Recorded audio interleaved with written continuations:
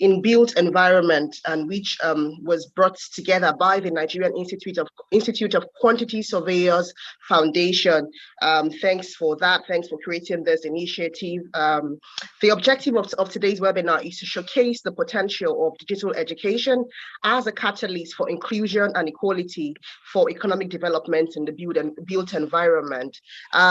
We all might be aware that the Nigerian Institute of Quantity Surveyors is an independent organization formed by the Nigerian Institute of Quantity Surveyors. The foundation was formed by the Nigerian Institute of Quantity Surveyors, and it was registered to carry out research and prefer viable solutions to critical social, environmental problems burdening on climate change, education, gender equality, social housing, infrastructure deficits, affordable and clean energy, and a host of others and other relevant goals that are related to the Sustainable Development Goal.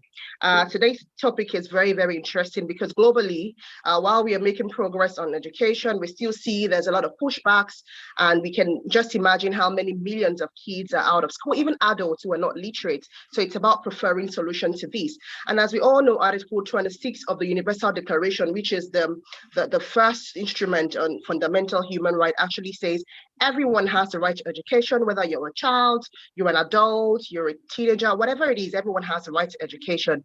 And it says that education must be directed to the full development of the human personality and to strengthen their human rights and fundamental freedom. So we cannot undermine the importance of education, not just in our country, in the society at large. And it's really critical to have very strategic ways to promote this education, not just for kids, illiterate adults, even literate adults, because we all keep learning and learning and learning till we'll leave the earth, which is very, very important. And the Sustainable Development Goals, which the Nigerian Institute of Quantity Surveyors Foundation holds so dearly as part of their vision and mission, also in Goal 4 says that there must be better and more sustainable future for all of us. So it's talking about quality education. So I'm also very particularly excited that we have this topic today, and then we have our amiable erudite speakers who will be doing justice to this topic, as well as members of the audience who would have comments, questions, and I'm very, very hopeful that this will be an interesting webinar. And not just a webinar, it will be an opportunity for all of us to have action points to take home to say, this is what I'll do to promote education for all. I'm very excited. I'm looking forward to this. I'm sure everyone is excited about this just as I am as well. And I'm very, very optimistic and hopeful that we'll have a very insightful and strategic discussions that will chat way forward for us to have an inclusive and quality education for all, and to ensure that nobody, regardless of status, age, gender, socioeconomic status, is left behind. Once again, I welcome you all for joining in this webinar, and I'm so grateful that you've all created time to be here. So don't leave your computers or your phone. Stay with us till the end, and you won't regret joining this webinar. And now we have in the room the speakers. We have some members of the Nigerian Institute of Quantity Surveyors and the foundation members as well. And next up on my list is for us to have an opening remark, which will be given to us by quantity surveyor Joseph Olusegun Ajanlekoko, and he is a fellow of the Nigerian Institute of Quantity Surveyors. He's a past president, Nigerian Institute of Quantity Surveyor, and the chairman of the Nigerian Institute of Quantity Surveyor Foundation. Thank you so much for being in the room at this early, sir. It'll be really good to hear your opening remark. Thank you. It's our pleasure to welcome you. Thank you. Thank you, Fisayo. You've really done my work to a large extent, and I'm happy to be back to this forum. Last week, we had the opportunity of hosting the first webinar of the NIQS Foundation. So today, it's my honor. Hello, yeah. We can hear you, sir. First, let me welcome the president of NIQS, if he's in the room, to this webinar, Mr. Olayemi Shonubi. I welcome the DG of the NIQS Foundation itself, Dr. Mrs. Tina Eke, the QS. I welcome all the speakers and the moderator as well, Fisara. I welcome all other quant surveyors and members of the build professional that are joining in.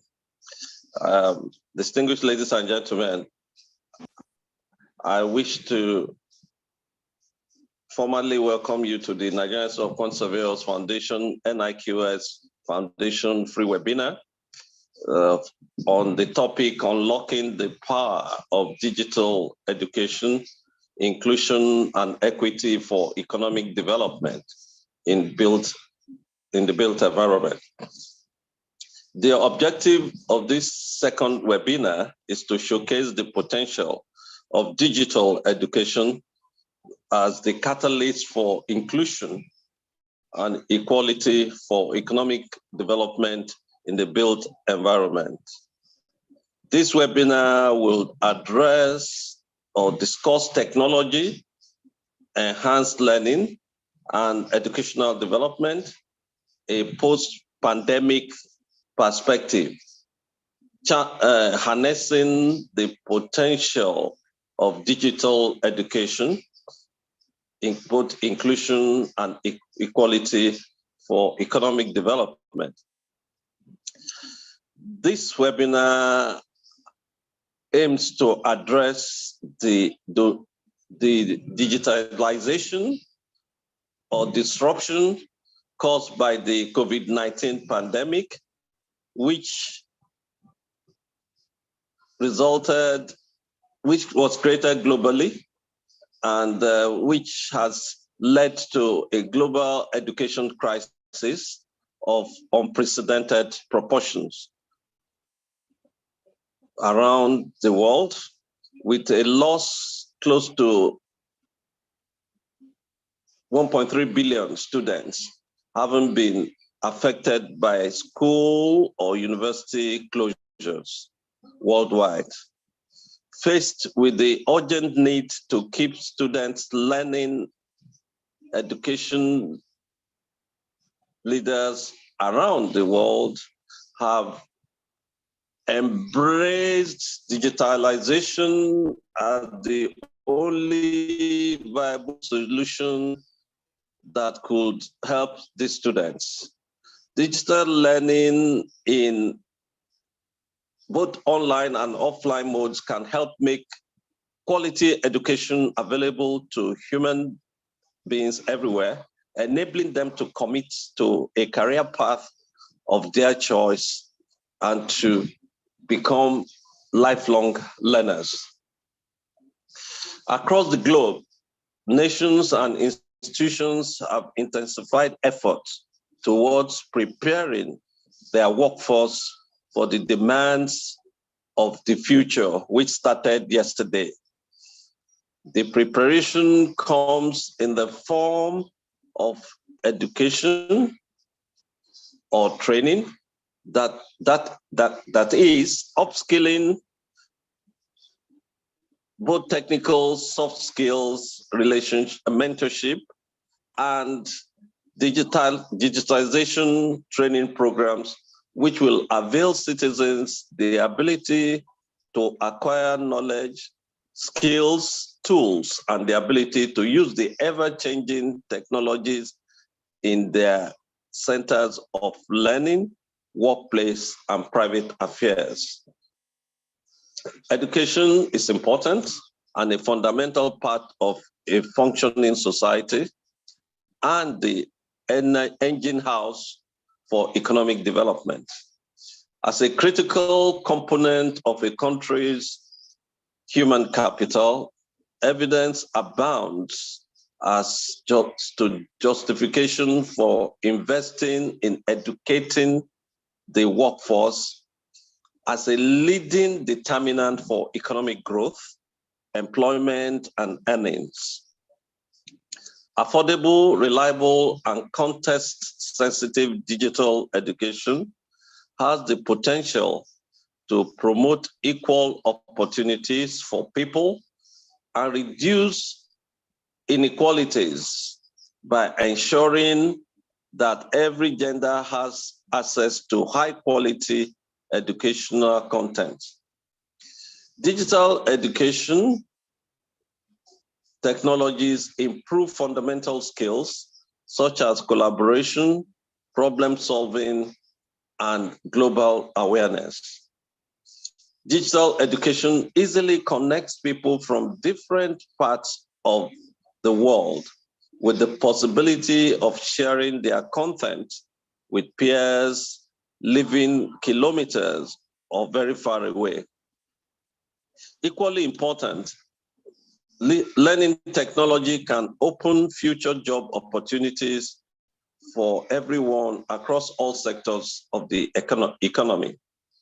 This is an important agenda, but also a vast one, and the time available to us is limited. It pleases me, therefore, especially that the discussion and activities here at this webinar would inform high-level stakeholders in the educational, technological, and sustainable development space. I'm confident that you will find new ideas, fresh energy, and novel partnerships to sustain your efforts in support of digital education, inclusion, and equality for economic development. It is a common knowledge today that without digitalization, the professional will go into oblivion.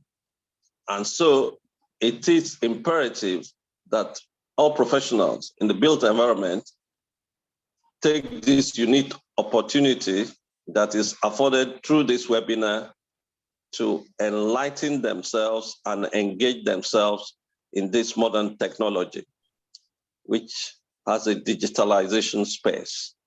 I thank you all for coming on board, most warmly for your participation, and wish you all successful deliberation at this webinar. Thank you for your attention. I'll now hand over the floor space to Fisayo Anishola Fakayode, who will moderate the webinar on digital education for today. Thank you. Thank you so much, QS Joseph Olusegun Ajanle Koko, for that powerful opening remark. I'm sure others participants agree with me that that speech would have spurred us on to greater momentum to ensure that we all have impact in ensuring quality education for everyone. You said a lot of very strong things that are very insightful, and one of the things that stood out for me is the fact that you said education is the engine room for economic development. We can't underestimate that. And the fact that you're saying that we need to equip citizens so that everybody is able to use the ever-changing technology in this space. The world is a very fast-paced one, and no one must be left behind. So we thank you so much, QS, for that powerful opening remark. And we look forward to more comments as this discussion goes on. It is now time for us to listen to our erudite speakers, and it is my pleasure to tell you that we have in the room today Molade Adeniyi, and she will be doing justice to the topic, harnessing the potential of digital education, inclusion, and equality for economic development in built environment. And who is Molade Adeniyi? She is the CEO of WAVE, an organization focused on leveling the playing field for young people to assess the skills and the opportunity that they need to become what they imagine, to attain their best potential. Molade is a 2021 Perennial Leadership Fellow, as well as a 2021 West Africa Acumen Fellow. She's also an associate member of the Women in Management, Business and Public Sector, which is the WIMBIS, and a mentor on the WIMBIS Winning Without Compromise program, which focuses on undergraduate students. She has served on the Executive Council of Serving with Love Foundation, an NGO which supports indigent women and children through empowerment, feeding and educational program. We are so happy to have you in the room, Molade, and we look forward to all your wonderful points. Thank you so much for joining us today. Molade, the floor is yours. Thank you. Good morning, good afternoon, good evening. It's technology. People can be joining from anywhere in the world, and it could be whatever time zone. I'm very excited to be here. Thank you so much for inviting me. Thank you for the NIQS Foundation for inviting me to speak to a topic that is very, very, very dear to my heart. Thank you, Fisayo, for that introduction. And thank you so much, QS Joseph, for those opening remarks. You hit the nail on the head around technology, digital education, where we are, and where we sort of need to go. I'm going to go straight into my very, very short presentation. And I'm hoping that, from this we can garner some questions and we can get into a conversation later on. Please confirm that you can see my screen as I try to put it into a presentation mode. Yes, can you confirm? Yes, we can see you. Thank you. Okay, so I will be discussing today very briefly the topic around harnessing the potential of digital education, inclusion, quality. I actually changed this to equity, and I'll explain why a little bit later. For economic development in built environment. It's a mouthful, right? So when I got this topic, I thought, wow, what's the first thing to do? They say that the best way to eat an elephant is to break it down into pieces. So let's go back a little bit into elementary and just do a bit of definitions. And I think that will set the scene very well for sort of where we are going. So when we begin to break down, the topic, when we think of digital education, there's many definitions out there, but I love this one that talks about digital education is education that responds to changes in society related to the development of digital technologies and their use in various areas of human activity. So education that responds to changes. So it's not static. It tells us that there is a continuous revolving change that comes with education. And it has two pillars, really. So one arm is the effective use of digital technology. So tools, your tablets, your computers, whatever it is. And the second arm is digital literacy, which actually prepares learners for employment in the society and the labor market. QS Joseph, so you talked about how, digital education helps prepare young people for the world of work beyond even their communities. So that's digital education. Inclusion and equity in education. When we talk about inclusion, when we talk about equity, what do we mean? This is a principle that provides access to all learners. How do we make sure that there is fairness in access to information, fairness in access to resources? How do we make sure that education gets to the very last mile? This is what we talk about with inclusion. And it's not even just about those out of school. We're talking about the vulnerable in the society. We're talking about those with disabilities. We're talking about, out of school children. When we think of inclusion and equity, this is what we mean. And every time we talk about equity, actually, the reason why I wanted to show this very, very quickly, there's a difference between equality and equity. When we talk about equality, it is I give everybody the same. However, equity means how do I give people what they need so that everybody can actually get to where they need to go. So when we think of education and you look at this picture, I give these three people the same, the same, what's it called? The same kind of pillar to stand on. Yet there is still somebody who is unable to see what's going on.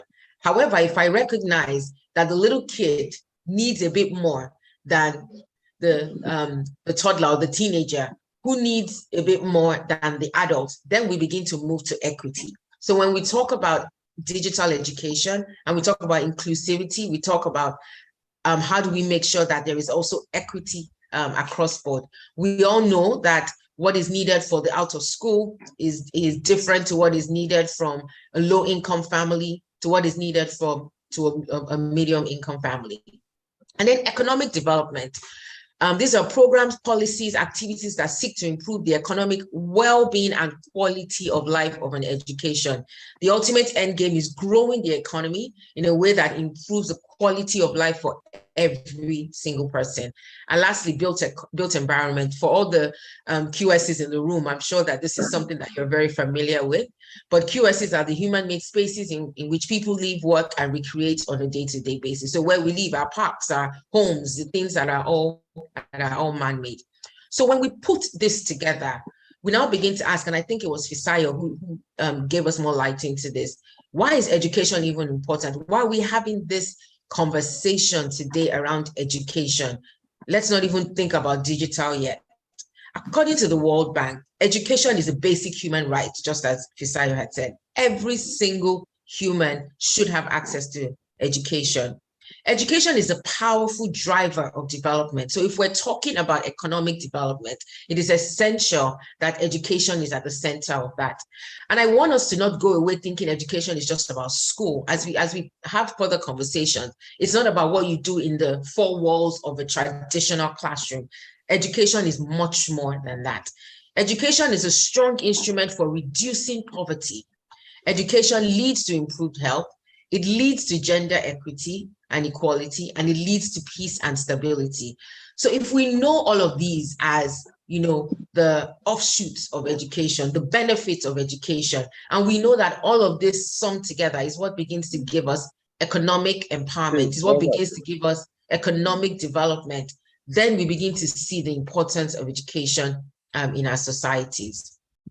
Fisayo also mentioned the SDG 4, the Sustainable Development Goals on quality education, and how this is an agenda that is being pushed globally, worldwide, even locally, and this is why we are here. This is what the NIQS, you know, one of the areas that they're focused on, and quality education is from, like she was saying, from primary school to secondary school, right through to vocational training, through to adults and through to youth. And then we have the digital revolution. Why is this important for us today? The world has moved through various digital transformations. And as the world begins to transform, education also begins to transform. When we go back to the 1850s, we had the typewriters. That was the mechanization age. Then we moved to electrification. The phones came in, radio came in. Then we moved to telecommunications. That's where we started having computers, television, et cetera, et cetera. Now we're in the fourth industrial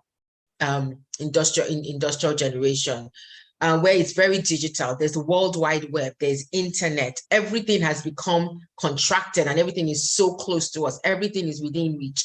If education, unfortunately, what has happened over time as the world has evolved digitally is our education, especially in this part of the world, hasn't necessarily moved along that trajectory. And when we felt that the most was during COVID. And I think Bola is going to do justice to that. But COVID came and COVID hit. Everybody was forced to work remotely. Everybody was forced to be at home. And unfortunately, what happened to many of our children was education stopped, learning stopped. And there are many things. I mean, I've already spoken about this, so I wouldn't, speak too much about the benefits again of digital education. However, this fun fact that I found, which I thought was interesting, globally, there is a 10% increase in hourly earnings for every extra year of learning. So data shows that for every extra year of learning that I have, there is automatically a 10% increase in hourly earning. So when Fisayo mentioned that the day you stop learning is the day you die, every single year that I am learning something, I am potentially increasing my income by 10%. And that is when we begin to get economic development. I wanted to share some trends in digital education around the world.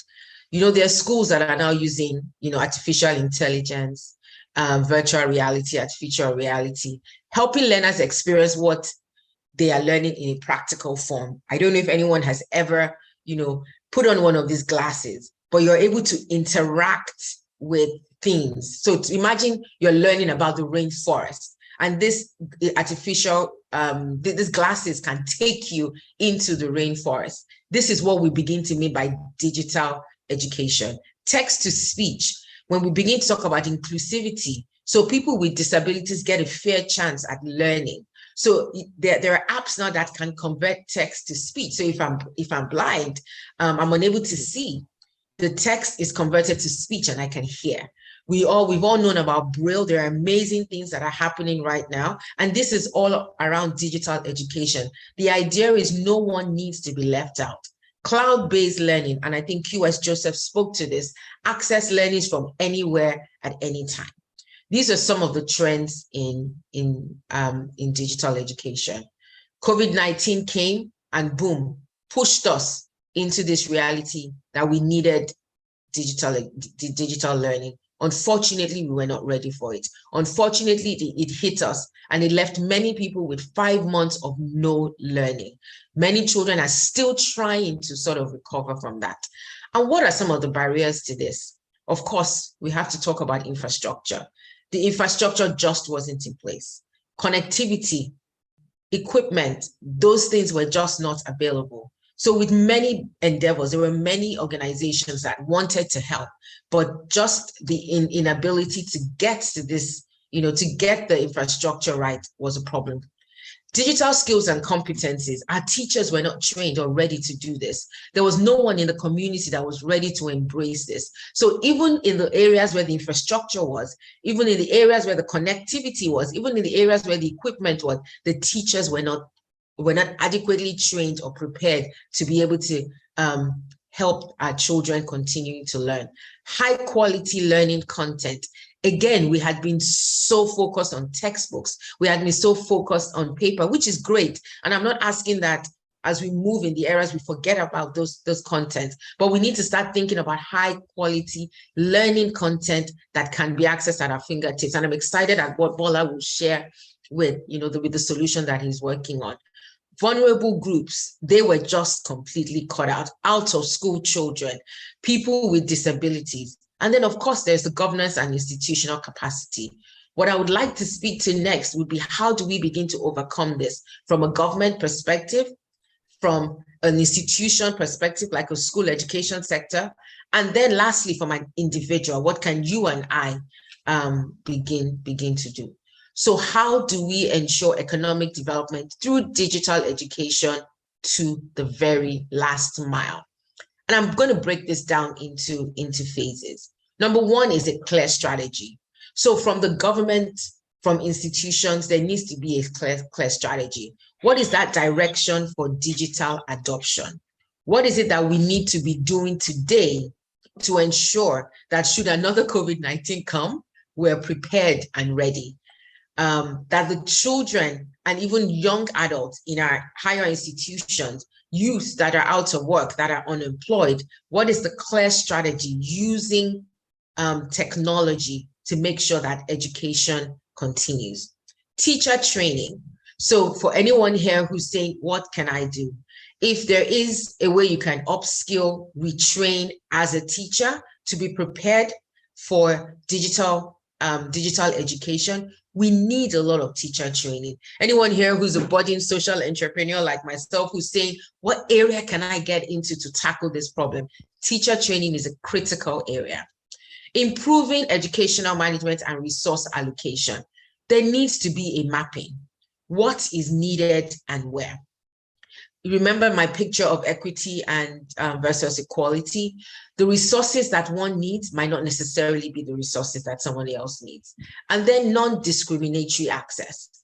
There are different ways in which we can access. We know that the infrastructure, it's our biggest challenge, but while we continue to tackle the infrastructure problems, there are lots of ways that we can still engage with technology to access education. There have been solutions like preloaded content. Put preloaded content on an app. That app gets charged by solar. You don't need internet, you don't need data, you don't need broadband access. There's low-tech options like WhatsApp groups, where you can actually learn through WhatsApp, create content on WhatsApp. Believe it or not, I think a lot of times we are looking at the very high-tech ways of doing things. And I know I showed you the VRs and the ARs of this world. However, we need to start asking ourselves, where can we start today to ensure that we are getting education through to the last mile? I will stop by just sharing 3 case studies, and then I would hand over to the next speaker. Slum to School is an example here in Nigeria. They have a virtual learning program. And they target learners in JS1 to SS3, and it's run through digital tablets. So each learner receives a tablet preloaded with high quality learning content and is coordinated and monitored by facilities and trained teachers. It's preloaded, therefore, They don't need internet to access it. The facilitators in the local communities are trained so that they can help the children continue to learn. And then there is a point where the tablets are handed and they're charged on a daily basis. This is how we begin to provide solutions in a digital content. This reaches children who are out of school. This reaches children who are unable to get to school because of access issues. And this reaches children who are from low income areas as well. There's also Imagine Worldwide, another tablet-based innovative solution. What I love most about Imagine Worldwide is they install solar in local communities where they go. They work with local partners. They install solar panels. Their tablets are powered by solar. The content is already on the tablets. When the children are ready to learn and the batteries are dead, they get powered by solar. And we have amazing sun. I think that's one of the things that we are blessed with. How do we begin to use the resources that we have to be able to access? They reach the hardest to reach places where you and I would probably have never heard of, providing education using digital technology. And lastly, I'd like to talk about my organization, WAVE. We have a vision of a world where every young African has the opportunity to become what they imagine. When COVID hit, we realized that we were also delivering our programs face-to-face, in person, but we started to use WhatsApp classes. Now we target 18 to 35-year-olds. So these are young adults who are unemployed, maybe have a secondary school degree, would never go to university, but they're unemployed, they need jobs. We train them to get into work. When COVID hit, we realized that the training stopped. Many of them lost their jobs, and we started to think about how do we get to them. Many of them don't have laptops. They don't have, the smartphones. I know that's when I realized that there was a difference between smartphone and smartphones. A lot of them were not enabled for things like Zoom that we're on. However, we were able to do WhatsApp classes. So we designed high quality content using of infographics, voice notes, so many other sort of digital ways, and we did learning through online. We were able to connect 12 of these young people during the pandemic to virtual roles where they were able to earn foreign currency. Some of them were earning dollars, some of them were earning in pounds. It opened up a world. Digital training opens up a world to our young men and women that they wouldn't otherwise have had. And that is when we begin to talk about economic development. That's when we begin to talk about improved well-being and livelihoods. To date, we're able to boast over 70% alumni employment rate. We have supported a network of over 4,500 young people to get into work. And we have an income transformation of upwards of 2.6, sometimes even reaching as high as 5. And the only way we have been able to make that impact is through digital, is through the use of technology and providing education in a digital environment, reaching the people where we are. I think we need to move away from where we're looking at using high tech that isn't accessible to the people and start thinking about solutions that are low tech, that are affordable, that are accessible, that includes everybody. What this has done is it's given us access to single moms who are unable to come to a physical training because they can't leave their babies at home. It's giving us access to people who live in remote parts of the country who can't travel all the way down to Lagos for a training. It's giving us access to people with disabilities because we know how accessibility might not be open, but someone with a disability is able to learn where they are on their tabs, on their phones, and they're able to access virtual jobs where they are. So in conclusion, I wanted to end with this slide again and just say we need to start moving towards equity. And once we start thinking about what is needed by every single person where they are, we begin to move to a place where truly we have economic development, there is fairness, there is improved well-being, and there is improved livelihoods for everyone. So thank you very much. I'm sure that there will be times for questions later on. Fisayo, I'll hand back over to you. Thank you so much, Malade. Thanks for that highly insightful and powerful presentation. I must say thanks for those. And it really stood out for me, coming from my background of human rights, that you have that divide between equality and equity. And that is so, so powerful. It brings us to that realization that we have formal equality and substantive equality. And substantive equality is equity, which means you need to address the long-term disadvantages that a particular group have faced and continue to face while trying to access education. Thank you so much for that. You said something I held on to as well, which is the fact that we need to start using low-tech options like WhatsApp, because sometimes that's the only thing accessible to some people, and that our resources, such as the solar that we have, can be tapped into to ensure access to education for people, like the case study you had highlighted there. And that is so powerful. And then you also have this point about education is not just about the four walls of the classroom. There is so much more to read, and I'm sure everybody agree with me here that you did justice to that topic. Thank you so much, Maladi Adini. I look forward to the questions you'll be asked and your answers thereon, and maybe possible collaborations with other participants as we all try to promote the right to education in Nigeria and globally. So thank you so much, Maladi. That was fantastic. Participants, thank you so much. I'd like to ask for a favor now. Would like to take a snapshot of this webinar. So I am imploring you to kindly turn on your cameras, please, now for about 5 minutes so that the tech team can do that. Please, if you can have your cameras on for 5 minutes, we'll really appreciate that. Let's see your beautiful, colorful, handsome faces. So please kindly turn on your cameras, please. Thank you so much. Thank you. Yes, okay, I'm seeing that a lot of people are turning it on. Thank you so much. Yes, so we'll just have to leave it on for 5 minutes, nothing more than that, so that the screenshots everyone can be captured, you know. So thanks so much. We have another fantastic person in the room who will be doing justice to his topic. We have Bola Lawal in the room, and he'll be taking us on technology, enhanced learning, and educational development, a post-pandemic perspective. That's an interesting topic, and I'm sure he'll be clearing the whole desk on that topic. So who is Bola Lawal? Bola Lawal is an impact entrepreneur. He is the co-founder and chief executive officer of ScholarX, a social impact edtech company that helps African youth access quality formal and informal education. One of ScholarX's products is a learning app called LearnArm. LearnArm is an audiovisual platform that provides digital, vocational, and personal improvement skills content in localized languages.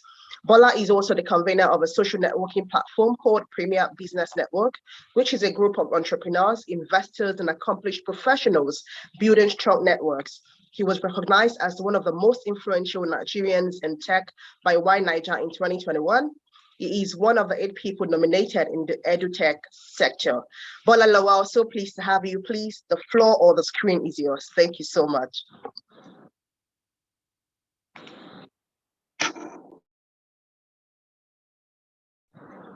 Bola, can you hear us? Yes, I can. Yes, I can. I'm trying to share the screen.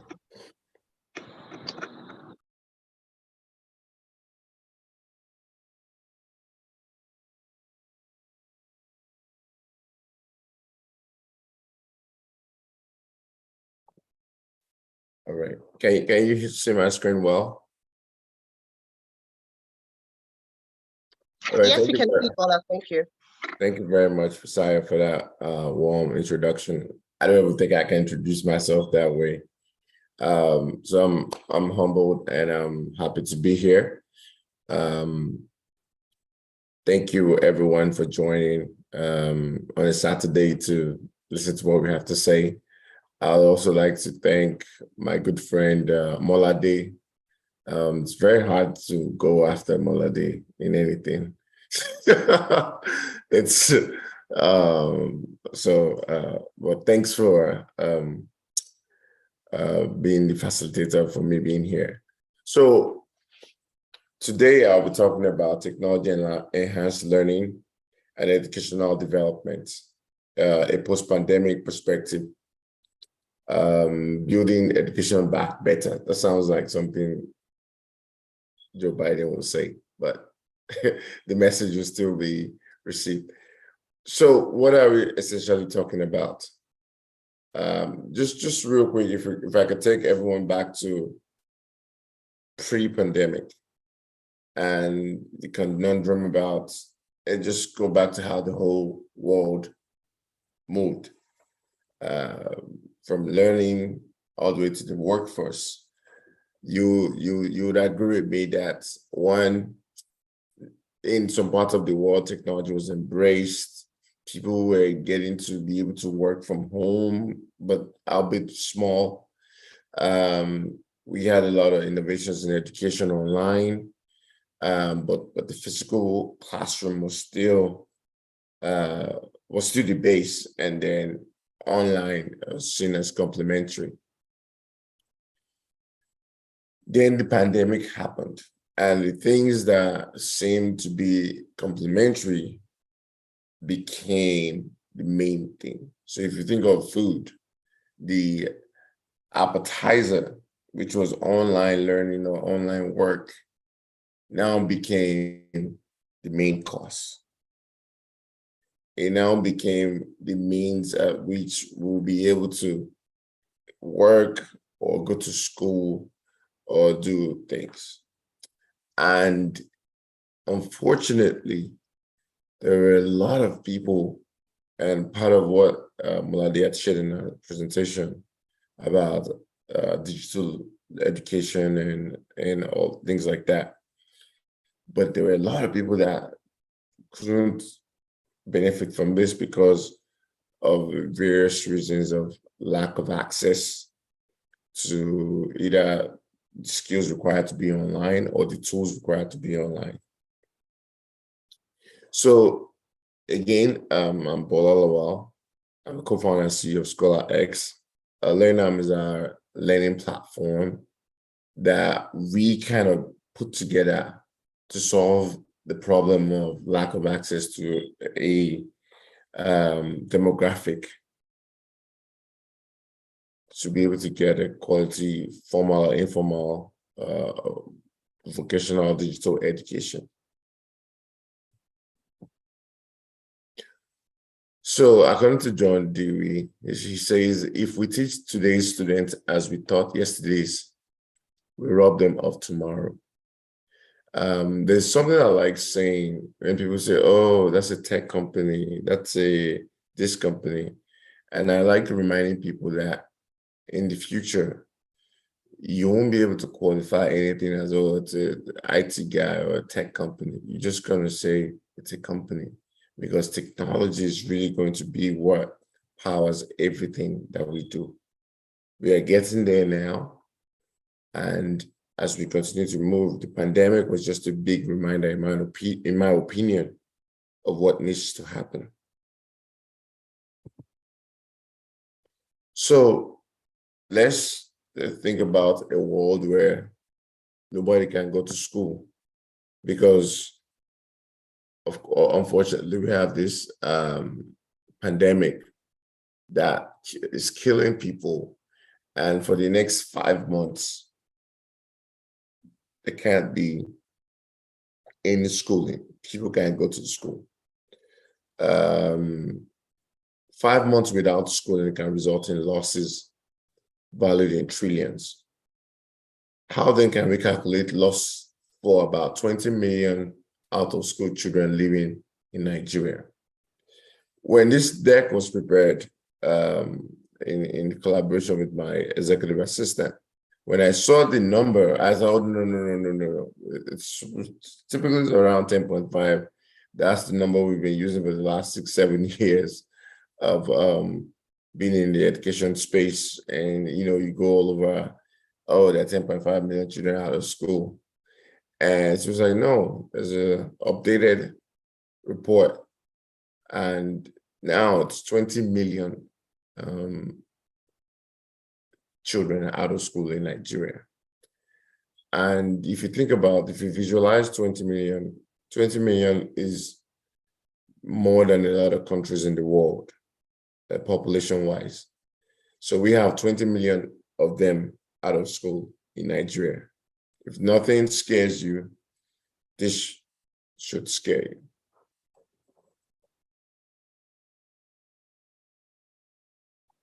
Now, just to talk about the impact of what could happen of schools shutting down for 5 months globally. Globally, a school shutdown of 5 months would generate learning losses that have a present value of $10 trillion. If you just think about that in Nigerian terms, and the whole of our whole entire GDP, and then imagine what the impact of $10 trillion is in the globe for shutting down school for 5 months. One just begins to wonder the impact of just, and I'll permit me to use the word 5 months, just 5 months of no school. So when we talk about enhanced technology, enhanced learning, some people like to say technology enablement. So what we're saying is learning that's made available because of technology. So you can, I liked a lot of what Maladi said, whether it's the low-tech, low-fidelity solutions on WhatsApp or complex learning platforms online or text-to-speech. Even some USSD technology where you send in, you put in a code, you send in something and then it gives you, maybe you ask a question and then it give you answer to it. We've seen people use it for exam prep and it's been effective in places like Kenya. Whatever it is that you're trying to do learning-wise, the key thing here is for us to highlight what technology has done or is doing to be able to make that possible. And some of the key things I will just highlight here. It offers a wider choice of materials that can be accessed easily. Materials being learning aids, textbooks, all of those things that before it has to be physical. But the internet, for example, it's just opened up the whole world. One company in finance, when they want to talk about what they do, it's finance, but I like how they describe it. Stripe. They say we want to increase the GDP of the internet, meaning they want to be able to get more businesses online. They want to get people to transact more and to create a value chain of possibilities in terms of people creating value, making money, and transacting without having to see each other. So essentially, in this line, what technology has been able to do is help people get access to all sorts of learning. Even during the pandemic, there were a lot of organizations, Microsoft, Google, and some others that have learning arms that made a lot of content and materials available to government, to schools that were trying to just figure out a way to get people to learn. So different methods tried. There were literally people trying to get school on TV. They had TV stations where they were transmitting school activities, curriculum, and everything. While I know this was tried in Lagos State, where they also got people to be on radio, and teachers were teaching, and lessons were being delivered through radio. So, and those are all forms of technology as well. The key thing is what technology can do is from one central point, disseminate learning content, learning materials to millions and even billions of people at real time at the same time. So technology provides a fun and engaging learning experience. One of the key things I like about this is that, we have curriculums that focus a lot on pushing stuff to everybody, like as if everyone is equal in their learning capacity. One of the things that learning technology does with learning is that makes it fun and engaging, but particularly it can help personalize learning, where I can learn in a particular way, and Molade can learn in a different way, and technology can help package or put content or learning tools or resources that suits each of our learning styles. It allows learners across to access lessons from anywhere, anytime, like I mentioned. And then exposure, it helps learners learn new skills and acquire new knowledge. In the new age that we are in, most people are multidimensional. Not a lot of people, especially the young, the Gen Zs and even the younger ones coming after them, people are not really just focused on learning one thing or being one way or static. They are learning a lot of things. So you could see someone studying psychology, but also interested in product design. You could see someone, a lawyer, but also learning how to code. What technology does is it's a whole big ocean of things that people can learn, and technology exposes them to. So learning and teaching in a technology enhanced environment will develop the skills of our educators, improve access to everyone, every of the stakeholders, empower leaders, and enhance curriculum and assessment delivery. So, is it possible to realistically envision education emerging from the pandemic stronger than it was before? Absolutely. Like I said before, it felt like we were in a cage before, a cage, literally and figurative, where everything was focused on four walls and necessity. This is the mother of invention. We were forced to do something else, even though people had been trying to push technology, especially in Nigeria, especially in Africa. Now that the pandemic has happened, and for safety reasons to keep people apart, now we need to be able to rely on remember what I said earlier, the appetizer before technology or e-learning now became the main course.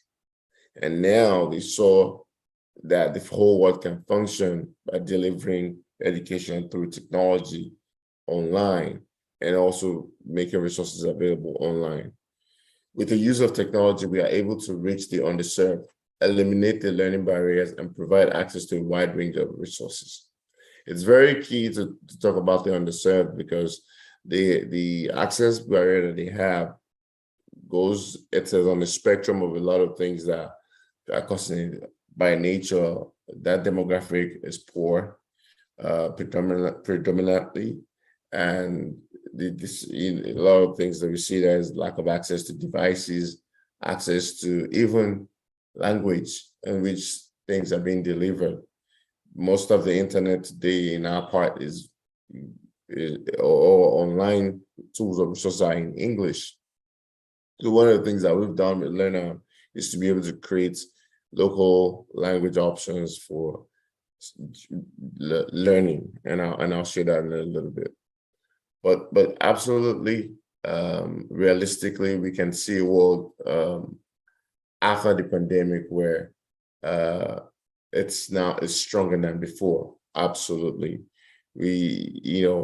what the pandemic, it came with a lot of bad, but the good is what it forced us to be able to push and move to. So there was I'll just, my presentation is not that long. So I'm just going to start winding down, and I'll talk about the case study we did at Learner.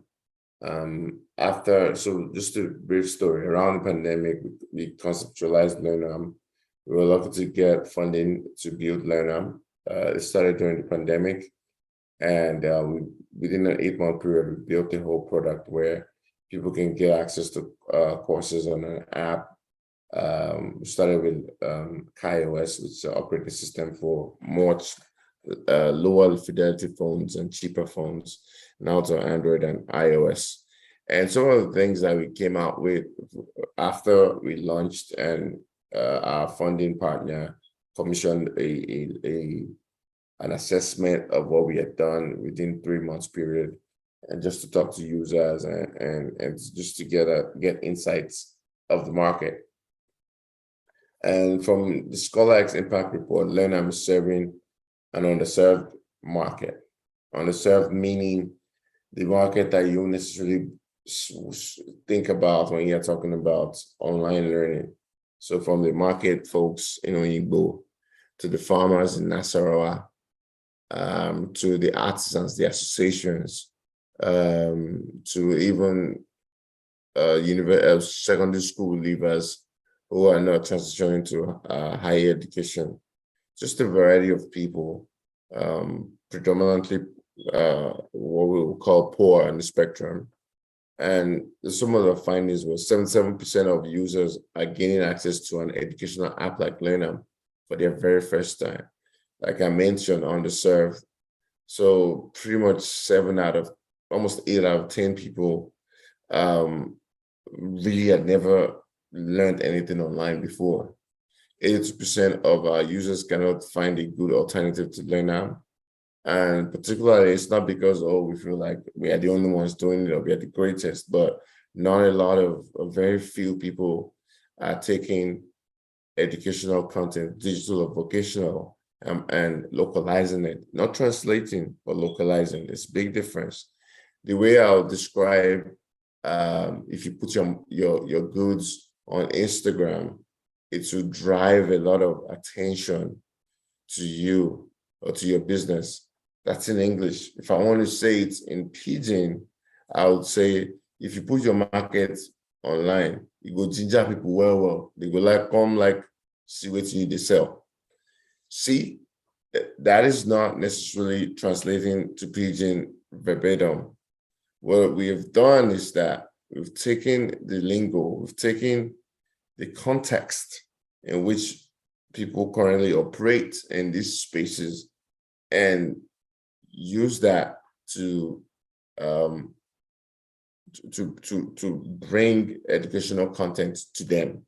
So in what they already understand, 58% said they had easy access to educational resources like LearnAm. 57% reported their quality of life and business skills had improved, which in turn leads to economic development.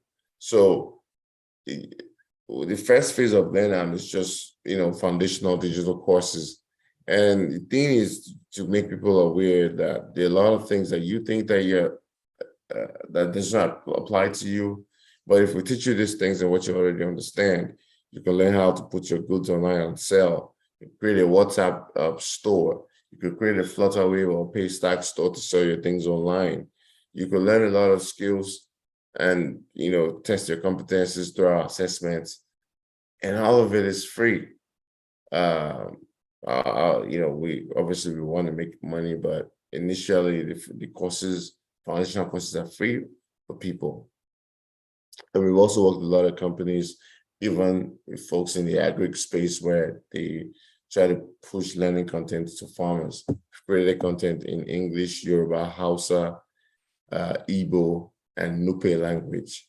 And our goal is to scale across Africa with different languages. But it's just quite interesting to build the product and learn from our target and get insights into, to be able to be in their shoes. And this 77%, statistic, it jumps out so much to me because you have millions, if not 100 million people that literally haven't really gotten access to learning in one way or the other. So in conclusion, as a result of the pandemic, we have seen technology enhance learning at play. We know what it's capable of doing, and we have a much greater appreciation for its importance. So the onus is on us to develop ways. And I'll just add an extra thing.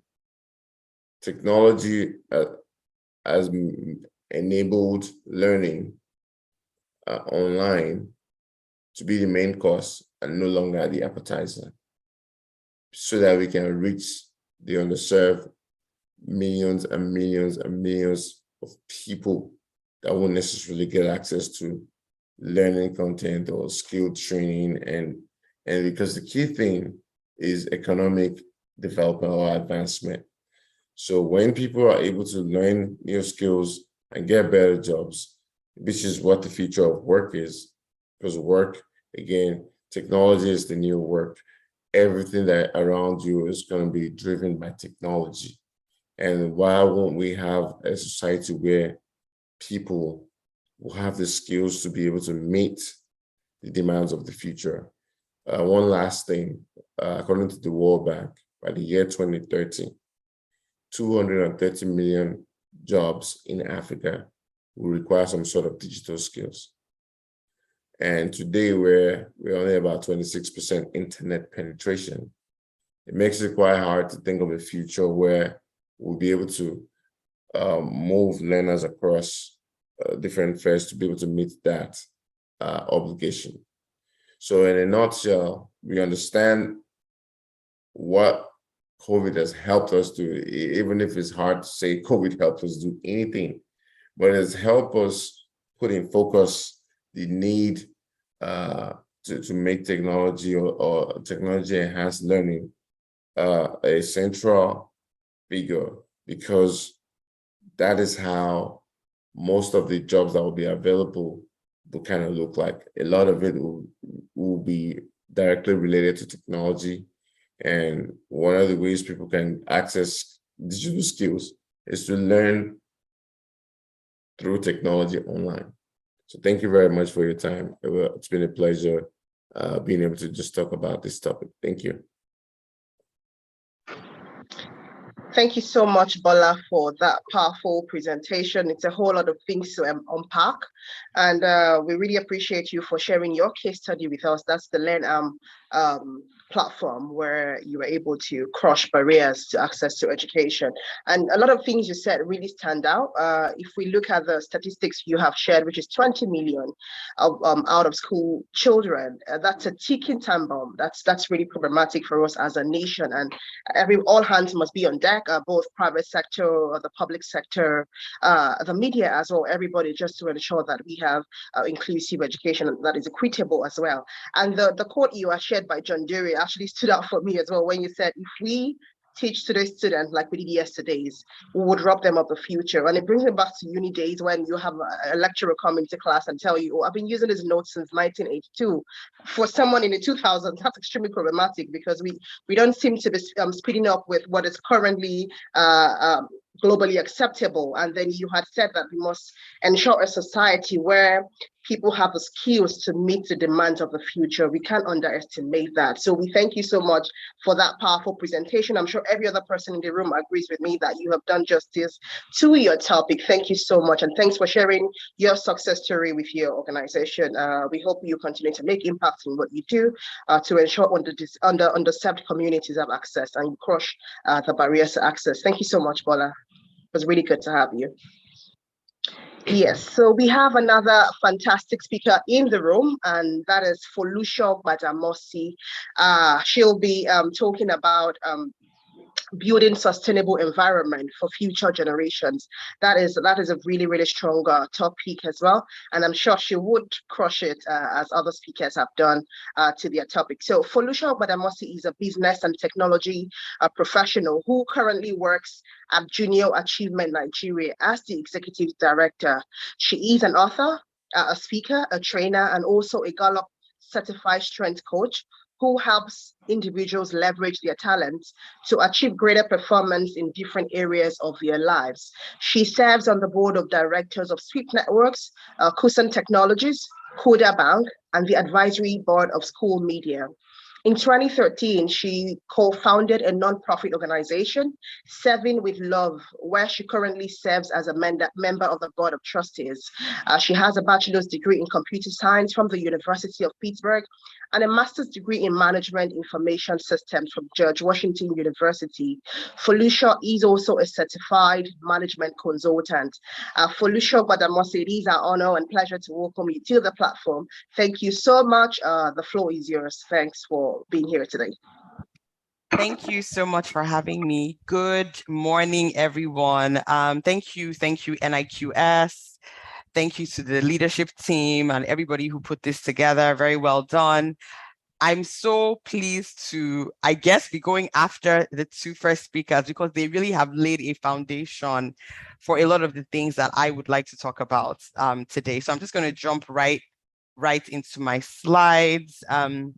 Please let me know if you can see my screen properly.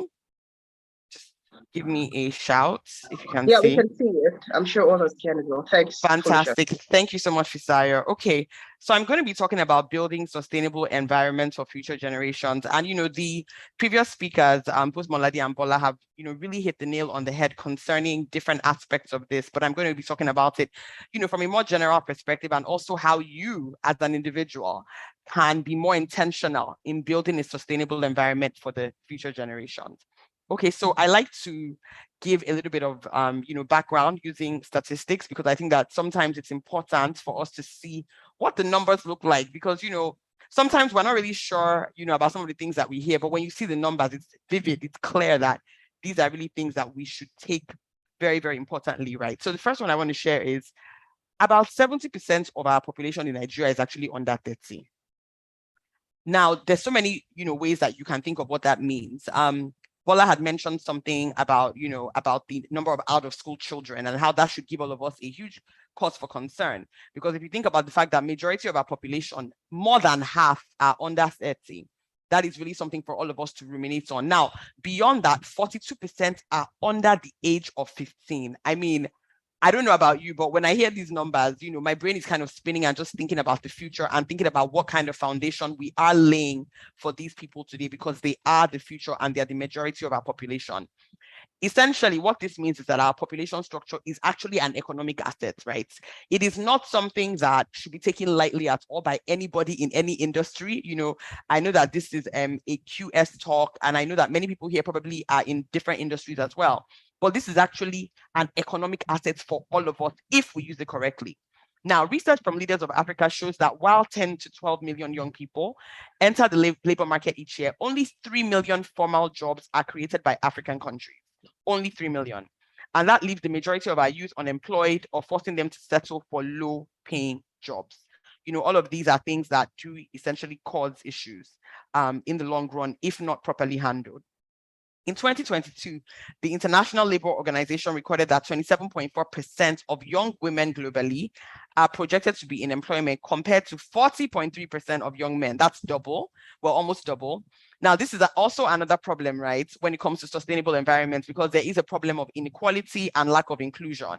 We know that there is no sustainable environment that we can create without gender equality. So this is also something that all of us need to think about more intentionally, even as we run our organizations, as we hire, as we mentor, and as we help those around us. All right. So what are some of the risk factors of a sustainable environment? I mean, these are things that we know, but I'm going to talk through them very quickly. Obviously, poverty. Poverty is a huge risk factor to creating a sustainable environment. I mean, once there's poverty, you have insecurity, you have insurgency, as we can see in our country right now. I mean, our country has gone from being somewhere that, it wasn't 100% safe, obviously, but it was a lot safer than it is right now. Now we are in a situation where you don't even know what you're going to hear next. There's so much insecurity and there's so much insurgency, and it's building up on a day-to-day basis. There's no access to quality education is a huge risk as well.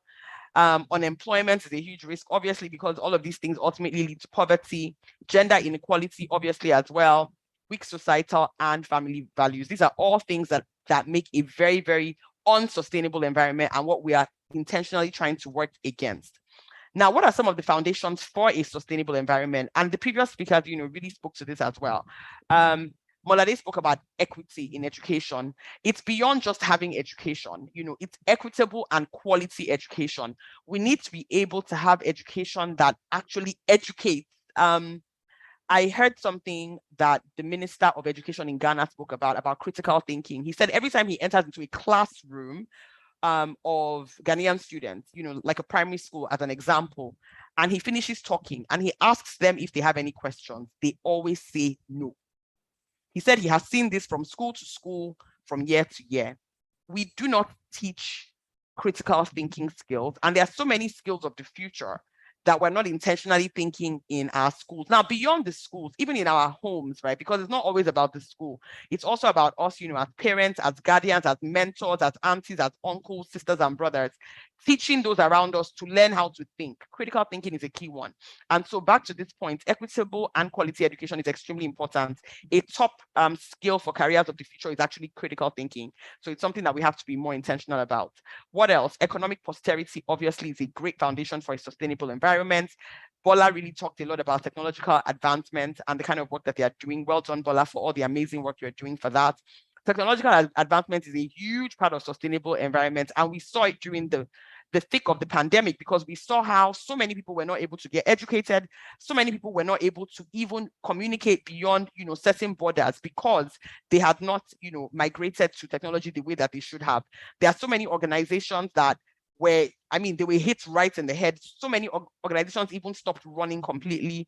A lot of them just stopped operations because of technological advancement. And for the purpose of this discussion, we're talking about education, right, and sustainable environments for the youth. We really have to be more intentional about the advancement of technology in our nation to enable them have what they need to thrive. Crime reduction and national security. I don't need to talk too much about this. I think that all of us know this is something that, is just like has become a constant in our lives, become like an everyday part of our lives living in this part of the world. We also need employment creation, so I'm so glad that we are on a webinar with many amazing professionals that are in the QS field. We need employment creation, we need more jobs, we need more trainings, we need all of you on this call, just to become scouts for a sustainable environment and become more intentional in how you even think about building a sustainable environment through employment creation and so many other things. Obviously, an improved standard of living as well is a foundation for a sustainable environment. And we cannot say this enough. We all know it's good governance. Good governance is big. But, beyond the leaders of our nation, because I know whenever many of us think about governance, we're thinking about the president, the governor, all of that. We ourselves govern. All of us on this call govern. We govern in our spaces, we govern in our homes, we govern in our businesses, we govern in our offices. If you're in the corporate world, you are governing whatever position you are in. You are governing. And so good governance goes beyond just the government. It also goes to us as well as government of whatever areas of influence or niches that God has called us to and we are in. So it's extremely important that we think about this when we're thinking about a sustainable environment. Good governance is beyond just the government. Are we governing well in our spaces? We all need to ask ourselves that. Okay. Now, building sustainable environments for the 21st century will require a large investment in quality education and in innovation. And, you would notice that nowadays, fewer people are waiting for the government to do things. There's people like Bola who, have a platform that they are running. Molade runs an organization called Wave. They're doing amazing things, when it comes to getting young people who do not have, the skills necessarily for like a corporate job, great jobs as well, by upskilling them with what they need. I run Junior Achievement Nigeria, and a lot of the work that we do is also around that, so it's become something that is all of us' work. It doesn't just belong to the government alone. Young people can make, continue, and advance generational impact, provided they are given the right education and environment. The environment required for young people to thrive is so important, because you will notice that a lot of people who thrive all over the world, especially people that we think, have come up with great innovative solutions that have transformed our world in great ways. The environment was a key factor. It was beyond the classroom. It was the environment, the learning environment, the home environment, the city's environment, the nation's environment, an environment that enables innovation, that enables critical thinking, that enables question asking, that enables me having a solution in my head and being able to creatively express those solutions in a way that does not, make me look like, I'm just causing trouble or, I'm not falling in line. We need to continue to create those environments for young people. Now, the question I have for all of us on this call today, myself included, is how prepared are we to invest and partner towards grooming tomorrow's leaders? How prepared are we as individuals, as those that are running organizations, as those that are working in organizations? How prepared are we to invest? And this investment is something that is beyond the government. It belongs to all of us. So here are some of the building blocks for building a sustainable environment, right? I've mentioned some of them before, but I will add a few more now. Obviously, quality education, quality and equitable education, Human capital, extremely important. Policy participation, any opportunity that we get, to participate in shaping policy, we absolutely must do it. Anything at all that you can do, to shape policy in a way that creates a more sustainable environment, please get involved. Entrepreneurship is huge. So we know that it is impossible for every single person that graduates from university to get a corporate job. It is not possible. It doesn't matter how much we whine, scream, shout, complain, it's not possible. Teaching young people the skills for entrepreneurship is key. And that's part of the work that we do at Junior Achievement Nigeria. We're so intentional in teaching them entrepreneurship skills so that they learn that when they finish school, even before they finish school, they should start looking around their environment and thinking about what problems they can solve. We've had so many amazing young people come up with amazing business ideas, everything from gas leak detector, because somebody was living in an environment where there was a gas explosion that, killed some people in her neighborhood. So they came up with, like a gas leak detector and things of that nature, things that are unique to the Nigerian environment. We teach them how to think.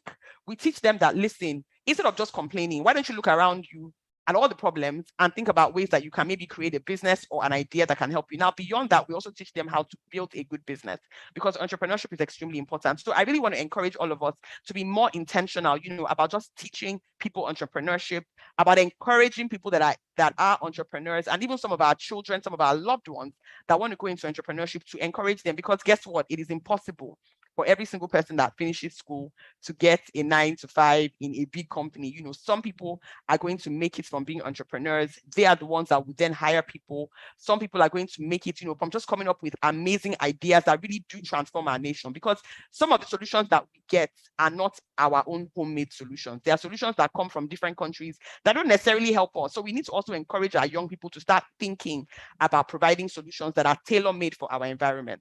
What else? Innovation. Obviously, innovation is a no-brainer. All of us know it. It's a huge building block. Partnership is another one. I mean, even this webinar, and the fact that we're able to come here as people that are in the education social sector, and talk to professionals like you, that is what we mean by partnership, and different types of partnerships as well that do encourage building a sustainable environment. Okay, so I kind of already talked through it, but let me just kind of, dig deeper. So for quality education, I mean, obviously what we are talking about, sorry, just give me a quick second. I have a little interruption on my screen that is not letting me see my slides properly. So let me just take that off. Okay, I am back. Okay, so when we talk about quality education, it's also about sustainability, right? It's about being able to really mentally transform the young people with what they need, that foundation that they need for lifelong learning and adapting to new technologies. Human capital, we need to tap into the resources that we have. I mean, those numbers are huge. 70% 30 and under. That is a huge human capital resource. And that is why so many countries, Canada, the UK, the US, many of them are coming to come and take our youth, because they see the huge numbers that we have of amazing talent. So we also have to be more intentional about developing and harnessing the gifts of the numbers of youth that we have. Entrepreneurship, right? So sponsorship, trainings, equipping youth with all that they need to be entrepreneurs as well. We have a program at Junior Achievement Nigeria that's called JA Company Program. It teaches young people how to start and run a business successfully. That's the one that I was talking about earlier when I mentioned that, they come up with all kinds of amazing solutions by critically thinking about problems within their society. Now, it's worthy to note that most of our programs at Junior Achievement are for underserved. So it's for lower income youth, because we believe that, first of all, the majority of our population is lower income. So it's extremely important that the work that we do is amongst that population. What about policy participation? I spoke about this before. Many of us here, enter into rooms, we're in circles of influence where we can actually impact policy. It's extremely important that not only do we do it, but that we also call youth in, we ask them questions and figure out ways that we can develop policies that will impact them and, create societies that are sustainable and economies that are sustainable as well. Innovation, this is a no-brainer. I mean, all of us know it. It's a central issue in economic prosperity worldwide. Technology is a part of our world. Like Bola said, I believe he said that very soon people won't say that they work for a tech company. They'll just say that they work for a company, because every single company is going to become a tech company. Tech is a part of our world. Tech is us. We are tech. Right now, tech is enabling us to even be on this webinar, even though we're all probably in different parts of Nigeria, maybe even in different parts of the world, right? Next is partnership. Partnership is such a key one. We have to continue to partner together to build the sustainable environment that we want for our youths. I'm pretty sure that most of us on this call are over the age of 30, right? And that means that we do not even fall into the 70%. We're part of the 30%, right? So we have to really think about what that means. The 30% of us have the power to influence and create a sustainable environment for the 70%. What are we doing about that? What are we doing about that? Please think about it. Investing in the young, investing in the youth, engaging them in development processes obviously would lead to creating healthier, safer communities. It creates sustainable environments and all of that good stuff. I really want to share the statistics, even though I believe that Bola mentioned it. We have 20 million out of school children in Nigeria. 20 million. Like Bola said, that is some nations, some countries are 20 million people. Now, the total global number of unemployed youth is about 73 million as at 2022. When you look at these numbers globally, and then you look at Nigeria's numbers, it's really concerning, because you then begin to ask yourself, in comparison to the rest of the world, how are we really doing? How are we really doing? And as a nation, I don't know that we're really focusing on young people as we should.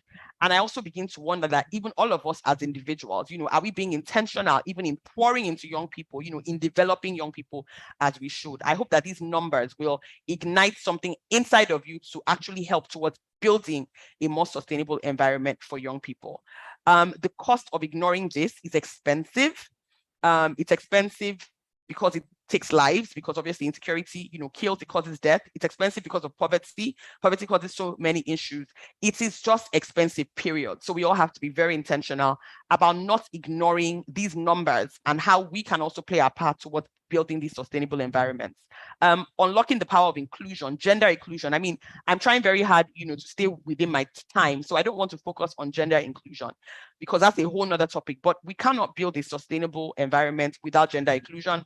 As it is now, our population is almost 50-50 when it comes to male and female proportions, it's 50-50.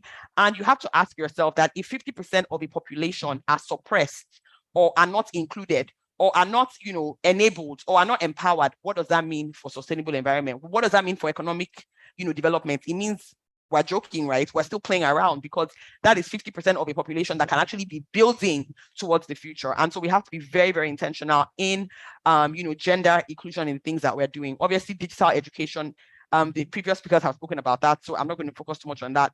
But the point here is that all of us need to rise up and play our part. It's not something that is for the government alone. In fact, if you study a bit of history, you will see that very few countries have been built by just the government alone. In fact, most of our favorite countries, the countries that we love to go to, we love to send our children to, we love to talk about, many of them were built by men and women like you and I. Yes, the government creates a sustainable environment, policies and all of that. But even in the times that the government did not, they still did what they had to do. So let's think about that and let's be more intentional about that. Now, how can you play your part? This is just a quick call to partnership. And there's many different things that, I'm going to talk about here just to kind of help us. So what are some of the things that you can do, just to be more intentional in playing your part when it comes to this? I know that many of us are concerned, but how do you put your concerns to work? Number one, I'm not going to beat around the bush, funding, Junior Achievement Nigeria, the organization that I run, we are always seeking for funding to run more programs, to empower more youth.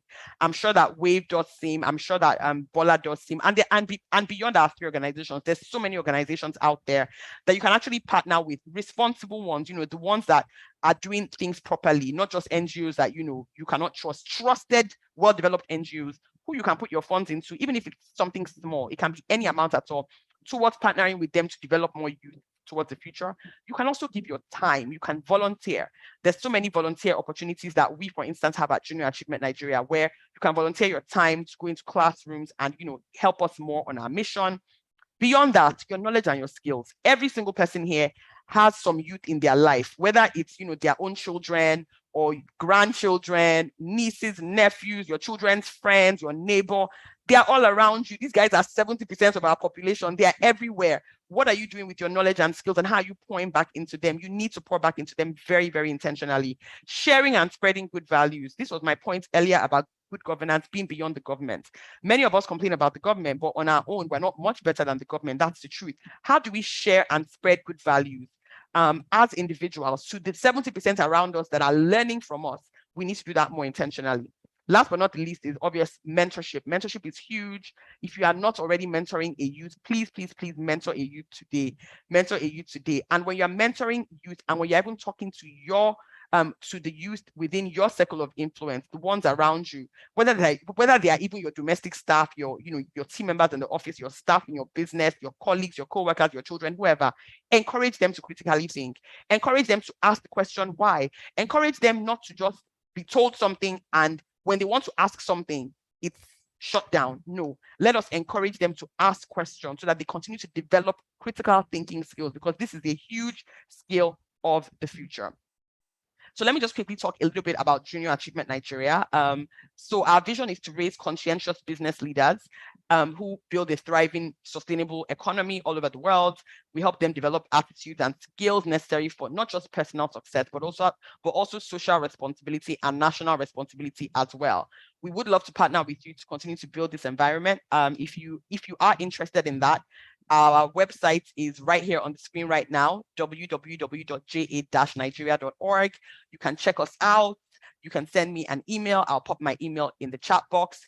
Thank you so much for having me. And I hope that I have been able to, really propel something in your heart towards thinking more about how you as an individual can be more intentional about building a sustainable environment for our youth, our 70%, as I like to call them. Thank you so much. Handing back over to you, our dear MC. Over to you, Fisayo. Thank you so much for the show. You were asking us at the end of it. I hope you were able to convince us and not confuse us, as we used to say in secondary school. So thank you so much. That was powerful. That was very, very passionate.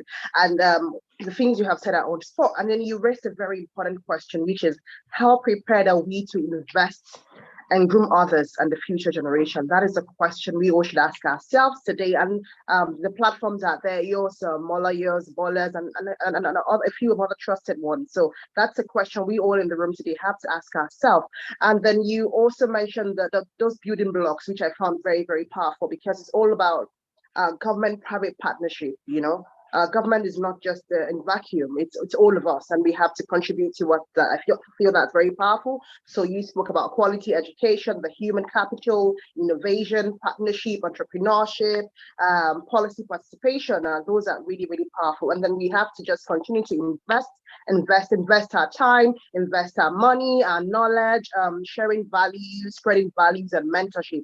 I mean, quite a number of people try to push back when it comes to mentorship, but I think it's really, really a good platform to build the future. And we thank you so much for that powerful presentation. I'm sure every other participant actually agrees with me. You all did justice to this topics. The person who made the choices of the speakers did a fantastic job. Thank you so much, Molayo, Bola, and Folusho, for sharing your knowledge, for sharing your experiences, and also sharing some case studies with us, and also spurring us to get greater momentum in our commitment to ensure we have an equitable, accessible, and inclusive education.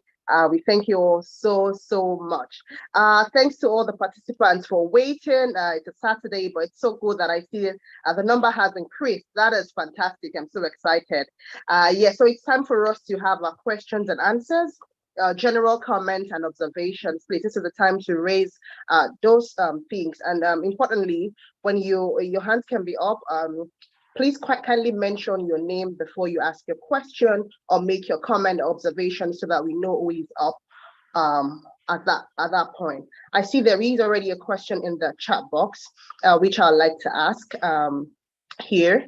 So it's from the QS Joseph Olusegun Ajanle Koko. So he's asking that, for the benefit of the audience who are essentially QS, can you itemize the technologies that are now available to them in undertaking their services in this new digital age? So the question is asking that for the speakers to itemize technologies that are available to QS in undertaking their services in this new digital age. So I think because of want of time, there's someone else who asked another question, and that is Femi Balogun. He's saying a big thank you to the presenters. He's showing his excitement as well on the Wave, Lenam, and Scholar X, and I'm sure Folusho as well. So he's wondering how you are able to get funding to execute your programs. And then he's saying that I believe that NIQS Foundation is geared towards delivering this dividend too, but within the built environment. Would you mind sharing some nuggets that the NIQS Foundation may wish to consider as it establishes itself as a formidable foundation in the built environment. So he's saying, would you mind sharing some nuggets that the NIQS Foundation may wish to consider as it establishes itself as a formidable foundation in the built environment? Yeah, those are the two questions that I see now. Let me just go back to the chat box while I check whose hand is up. So someone maybe Fisayo, I can go with some of those questions while you're looking at that. And again, thank you, Bola. Thank you, Felusha. My notes are full. It's always great being able to learn from my colleagues in the industry. And thank you all for the warm welcome again.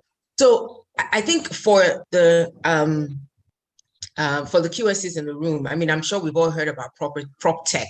There's everything tech these days, ed tech, prop tech, health tech, etc. But when we think about prop tech and the way prop tech is used as the use of IT to help individuals and companies research, buy, sell, manage real estate, it focuses on the use of tech who are sort of in this space. Is you sort of need to ask yourself, what are you doing to make sure that you are still relevant for today? And this is where the digital education comes in. You're still able to access the learning through digital platforms to be able to upgrade and reskill yourselves in areas of like prop tech, fintech, whatever it is, because there's also property and finance. And this, I think, is how, when we talk about digital education and talking about built environments, I think that this is where sort of the sort of handshake is. So no one should be content with what they know now. Everybody should always have a hunger to learn more, not just for themselves, but also for the improvement of the environment at large. And I hope that that sort of answers that question in one way. And in regards to the second question about funding, there's a phrase that I like. I say money follows impact. Rather than the other way around, almost. Rather than looking for money to be able to create impact, I would say that what are the little things, and I think Felusha gave many, many tips of little things that you can start doing and getting out there. And once the impact begins to show, the money really begins to come. And it's really about the crowdfunding, the individual funding, the people believing in the what young people, and you begin to get, for sure, talked a lot about employment and unemployment. I'll give a story. We celebrate nine years this year, and we're having an alumni party. So we have an alumni party where we bring together all of our alumni. Just last week, 2 of our alumni called when they saw the adverts. Because of what we've been able to pour into them, each of them donated 30,000 naira towards the alumni party. And they're like, I want to be able to support other alumni. So again, as you begin to create impact, it no longer becomes you looking for the funding. It's actually the funding sort of begins to find you. So those are sort of the way that I will address those two. And I don't know if anyone else has anything else to add. Thank you so much, Molade. Bola or Felusha, do you have any answers to those before I move on to the next person? Okay, just to quickly add to what Molade said, and I mean, she was so spot on with the quotes about how money follows impact. I think for us, one thing that I have seen since joining the sector, which is the development sector, where it comes to getting money from funders, is that you need to have a clear why behind what it is that you're doing. And you need to be structured in such a way that people can trust you. I think one of the major challenges that funders have with our part of, the world, unfortunately, it's not a nice thing to say, but it's the reality, is that people just don't trust organizations. So I think that if you are able to structure your organization in such a way that there's good governance, and it's clear that there's good governance, you have a clear mission, and they can see that you already have skin in the game, it's a lot easier to fund you that way. So I hope that that is helpful, and all the best to whoever it is that needs that needed those responses. Thank you. Thanks, Felusha, for that. I don't know if Bola has any thoughts, but I see that Chukwu Jonathan has his hands up. Please, you can proceed with your question or comment or observation. Chukwu Jonathan, thanks very much.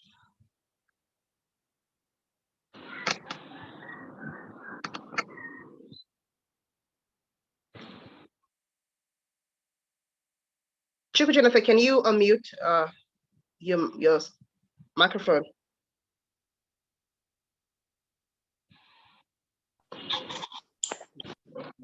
Mine is just a commendation, not really a question.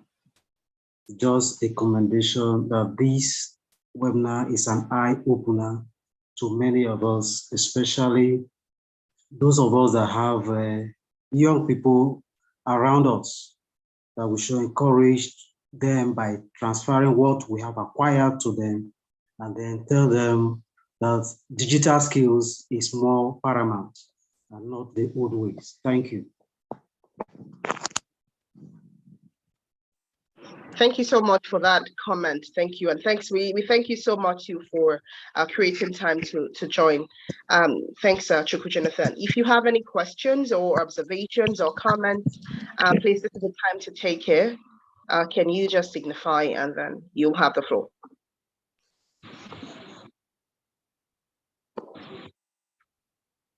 Someone dropped a comment, which is Samuel Ofide. He's saying the NIQS should develop an action plan for adoption of technology in the profession.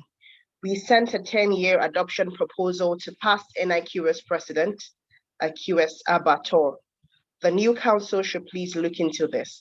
That comment is from Samuel Ofide in the chat box.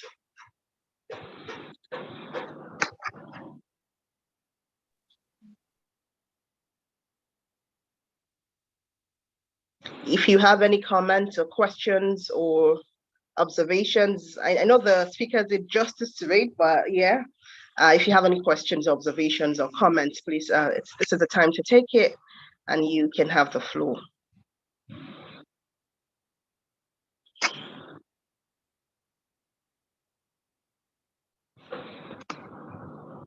It seems we have a feel from the presentations. I also very much agree that the speakers did justice to it.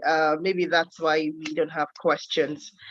They had touched on every bit of it, but if you have any comments or observations, we can take them now before we continue on the next part.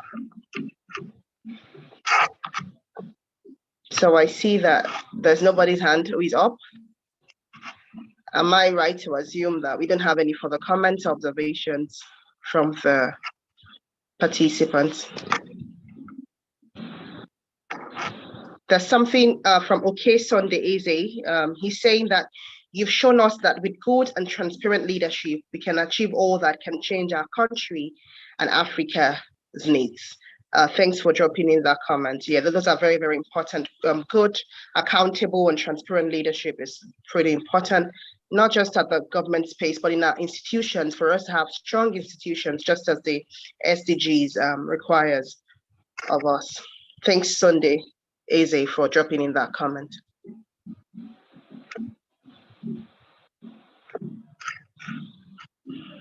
So I see there's no more. Does any other person want to have anything to say or a comment? Nobody's hands up. So thank you. I'll assume everybody is good. And we all agree that we had a very, very engaging and very highly insightful presentations by the presenters. There are no more open questions here. So my question will be for all of us that after all we've listened to the strategic points that have been made by the presenters and the comments that other participants have made too. So the question is, what are you doing? You have to keep asking yourself, if you're committed to having a sustainable society, that what am I doing to ensure that we have an equitable, inclusive, and accessible quality education for all? That is a very, very important question we must ask ourselves. And I'll leave us with the words of Nelson Mandela when he said, education is the most powerful weapon which you can use to change the world. We cannot underestimate that. We should always think about that. and also not just think about it, also engage in very strategic actions, partnerships, collaborations, investments with young persons to ensure that people's right to education is respected, protected, and fulfilled in our society. I would like to hand over to the QS, Dr. Celestina Nkechi Eke, for her closing remarks. I thank the NIQS Foundation and the NIQS for creating this webinar. We've all learned so much. We've all achieved so much today, and I'm sure we are all spurred into greater momentum to renew our commitment, and not just renew our commitment, walk the talk, ensure that people's right to education, regardless of their social status, their disability or otherwise, is not an impediment, or the agenda is not an impediment to them accessing their rights to education. Thank you, NIQS and NIQS Foundation, for this fantastic webinar. And I would like to have QS Dr. Celestina Nkechi Eke up for her closing remark. Thank you. Thank you, Fisayo. I've been awestruck since the presentation started. We have come to the end of NIQS Foundation webinar on unlocking the power of digital education, inclusion, and equality for economic development in built environment. We have all extremely learned so much from all our speakers. I would like to express my appreciation to our amazing speakers, Molade Adeniyi, Bola Lawal, Folusho, my dear sister, and that's a story for another day. Folusho facilitated getting Bola and Molade on board, and I'm eternally grateful to you. You know, you've come way back. Thank you so much for taking out your time, your busy personal and professional schedule to teach us. The presentation and mastery of the topics has added so much value to us. We will not forget to also thank our amazing moderator. Fisayo is my dear sister. Thank you so much for coming, for being on top of the game and holding together this webinar. As with all such events, this webinar has been an outstanding one. Our minds have been assailed by a torrent of ideas and information, and there is indeed plenty to reflect upon. I believe the webinar has been very effective in meeting its purpose, which is to showcase the potential of digital education as a catalyst for inclusion and equality for economic development in a built environment. In addition, the session has highlighted technology-enhanced learning and educational development, harnessing the potential of digital education, inclusion, and equality for economic development, and building sustainable environment for future generations. There are a lot of takes from this, but Fisher has actually helped me to do justice to all of them. But the one that struck me is that money follows the impact. Money truly follows the impact. That's why at NIQS Foundation, we're trying to show the world what we're doing, especially as it concerns the SDG goals. We're doing so much. We have corporate governance. We have competent men and women of repute in our board. And I trust you, my friends, that you are going to take the word out to people that at NIQS Foundation, we're doing everything possible to have good governance, to have trust, for people to trust us, and to know that we're doing this for the good of our nation and the world in general. Before ending my closing remarks, I would like to convey a special thanks to His Excellency, the President of NIQS, QS Michael Olayemi Shonubi, FNIQS, the Chairman of NIQS Foundation, my Chairman, QS Joseph Olusegun Ajalekoko, FNIQS, PPNIQS, and distinguished NIQS Foundation board members here present, quantity surveyors, other colleagues in the built environment, tech professionals, students, and participants who have been extremely cooperative in staying with us all this while. Finally, I must all thank my secretariat, the NIQS Foundation secretaries. We are just very few, but these boys and girls are doing extremely well, and I owe everything with success of this webinar to them. Thank you very much, and God bless. Thank you so much, the DG. Thank you for that powerful closing remark and for highlighting some things that were said already. Thank you so much for that, and we thank you for this opportunity for bringing together this fantastic webinar that has been very insightful and very useful to all of us. We have also in the room the President NIQS, Mr. Olayemi Shonubi. We appreciate you, sir, for being here, and we'd just like to also hear your remarks before we close the webinar. Thank you so much. Over to the able President NIQS, Mr. Olayemi Shonubi. Thank you, sir.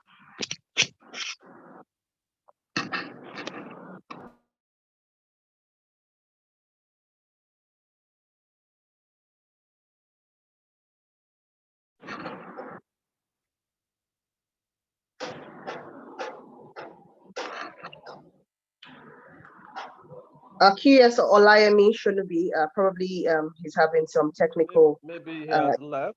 Okay, thank you. Maybe he has left. Okay. Okay, that's fine. But we appreciate everyone for being here today. All the participants, able speakers, the NIQS Secretariat, the able DG, Dr. Celestina Nkechi. Thank you all so very much. I'll hand over to the NIQSF Secretariat for the closure of the webinar. Thanks for having me. It was a pleasure being here. Thank you all. Thank you so much. Thank you all, both organizers and panelists. I think we've had a very good session. I hope a lot of takeaways have been made available to the participants. We look forward to another webinar.